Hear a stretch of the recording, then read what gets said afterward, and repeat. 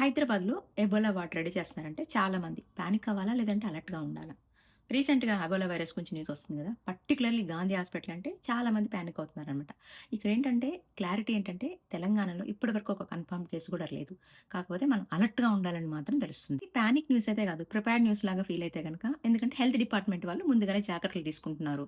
హైదరాబాద్ ఎయిర్‌పోర్ట్‌లో కూడా చూడండి థర్మల్ స్క్రీనింగ్ చేస్తున్నారు. ఎబోలా ఎఫెక్టెడ్ కంట్రీస్ నుంచి ఎవరైనా వస్తున్నారేమో అబ్జర్వ్ చేస్తున్నారు. ఎవరికైనా డౌట్ ఉంది అనిపిస్తే గనక గాంధీ హాస్పిటల్‌లో జాయిన్ జేసి అబ్జర్వ్‌లో పెట్టి ఇన్ఫెక్షన్ కంట్రోల్‌ని ప్రాపర్‌గా ఫాలో అప్ చేస్తున్నారు. ఎందుకు అంత అలర్ట్‌గా ఉండాలంటే గనక ఎబోలా అనేది సాధారణంగా కోల్డ్ లాగా ఎయిర్ ద్వారా స్ప్రెడ్ అయ్యేది కాదనమాట. Mostly infected person blood, body fluids, sweat, stool, vomit లాంటి అంటే డైరెక్ట్ కాంటాక్ట్ వల్ల స్ప్రెడ్ అయ్యే ఛాన్సెస్ ఎక్కువున్నాయి కాబట్టి ఈ హాస్పిటల్స్ కానీ, ఎయిర్‌పోర్ట్ స్క్రీనింగ్ వర్కర్స్ కానీ, హెల్త్ కేర్ వర్కర్స్ ఉంటారు కదా! వాళ్ళు కొంచెం ఎక్స్‌ట్రా కేర్‌ఫుల్‌గా ఉంటున్నారనమాట. సో, ఫైనల్ నా రిక్వెస్ట్ ఏంటంటే పానిక్ కాకుండా స్ప్రెడ్ చేయండి. న్యూస్ ఎలా అంటే హెల్త్ జాగ్రత్తగా ఉండండి. ప్రికాషన్స్ తీసుకోండి.